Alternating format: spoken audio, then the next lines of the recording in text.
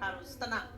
Kepada ketiga calon presiden, Bapak Anies Baswedan, Bapak Prabowo Subianto, Bapak Ganjar Pranowo, kami mohon untuk maju ke podium.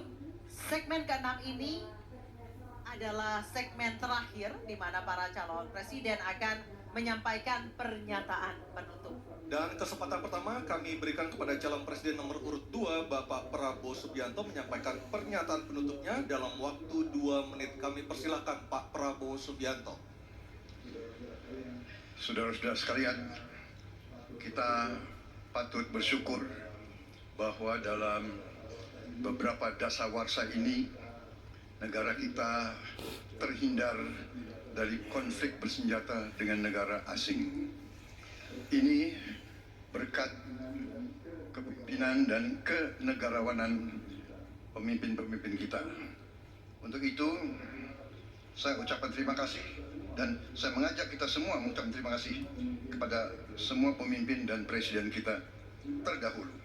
Juga saya bertekad manakala saya menerima mandat dari rakyat untuk tetap menjalankan politik bebas aktif, non-blok, menghormati semua negara, menjadi tetangga baik bagi semua negara di kawasan kita, menjaga jarak yang tidak terlalu jauh tapi juga tidak terlalu dekat dengan semua kekuatan, menjalin kerjasama ekonomi.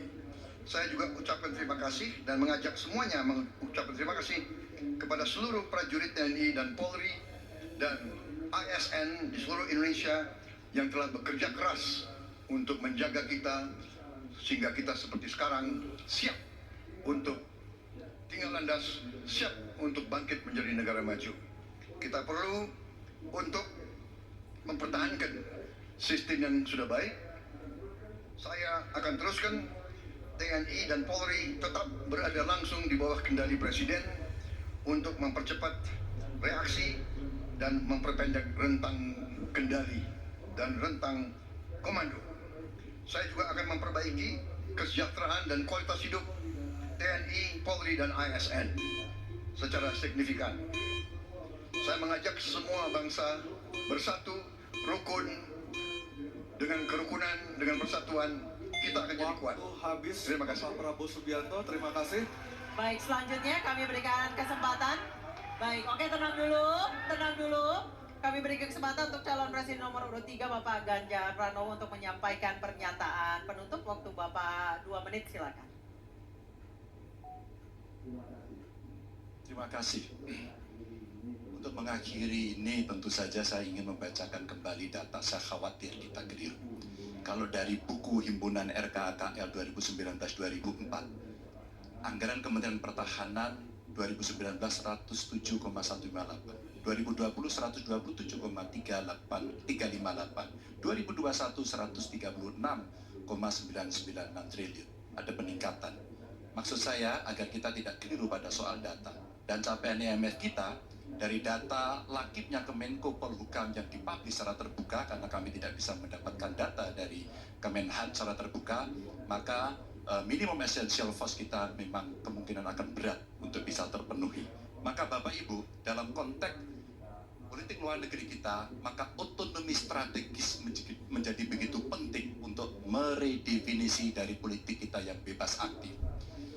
Duta besar cyber menjadi penting karena problem besar kita hari ini adalah pada dunia digital. Maka kita perlu duta besar ini global yang ada. Duta besar krisis iklim kita perlukan, garda samudra sebagai strategi baru dari poros maritim dunia. 100% pesawat kita mesti siap tempur, alutsista kita mesti siap tempur, dan zero tolerance untuk kecelakaan pada alutsista kita. Kekuatan pertahanan Indonesia di angkatan cyber akan kita tingkatkan, dan anggaran pertahanan hingga 2% dari PDB.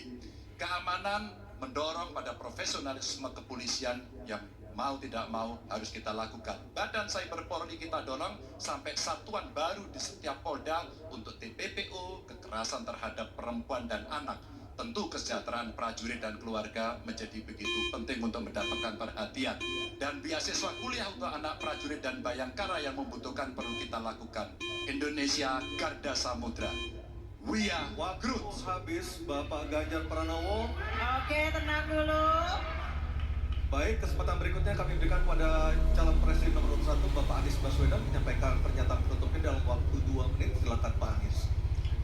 Presiden Republik Indonesia, maka prioritas pertama dan terutama adalah memastikan rasa aman pada tiap keluarga dan setiap jengkal tanah Indonesia. Dan itu artinya kita memastikan bahwa mereka yang diberi tugas untuk mengamankan dipikirkan kesejahteraannya.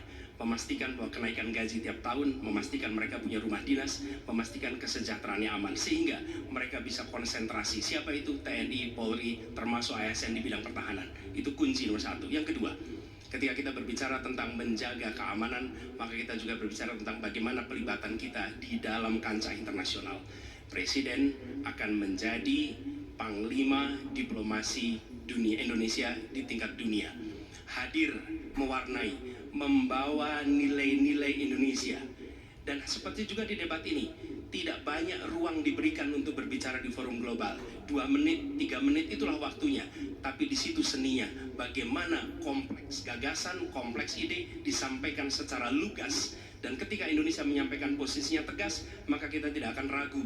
Kita memperjuangkan penghapusan penjajahan di muka dunia. Maka Indonesia tidak sungkan untuk mengatakan pada negara manapun, hentikan penjajahan di tanah Palestina. Dan usahakan itu lewat diplomasi ke seluruh tempat. Bukan cuma sekedar statement dari Menteri Luar Negeri, tapi serius menjajaki seluruh kekuatan. Kita menginginkan Indonesia kembali menjadi kekuatan yang disegani. Dan mulainya dari mana? Dari pemimpin yang menjunjung tinggi etika, pemimpin yang menjunjung tinggi ilmu pengetahuan, pemimpin yang terbuka atas gagasan mempertahankan Indonesia atas ancaman-ancaman baru.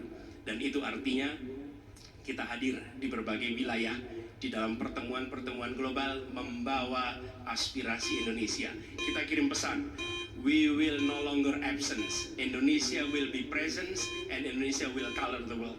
Indonesia absence no more, respected forever. Habis. Pak Anies, terima kasih Pak Prabowo, Pak Ganjar, dan Pak Anies sudah memberikan closing statement atau pernyataan penutupnya untuk malam hari ini. Dan kita berikan apresiasi kepada para calon presiden 2024 yang telah merampungkan seluruh rangkaian debat pada malam hari ini. Hadirin kami persilakan untuk tepuk tangan. Dan masih tersisa 2 debat lagi yang akan diselenggarakan oleh KPU. Dan kami mengingatkan Anda untuk menggunakan hak pilih Anda pada Rabu 14 Februari 2024. Dan semoga debat ketiga kali ini bisa menjadi bahan pertimbangan Anda untuk menentukan pilihan siapa pemimpin Indonesia ke depan pada 14 Februari 2024. Dan kita tutup acara kita malam hari ini. Saya Aryo Ardi. Saya Anisha Dasuki mengucapkan terima kasih atas kebersamaan Anda. Sampai Selamat jumpa. malam. Selamat malam.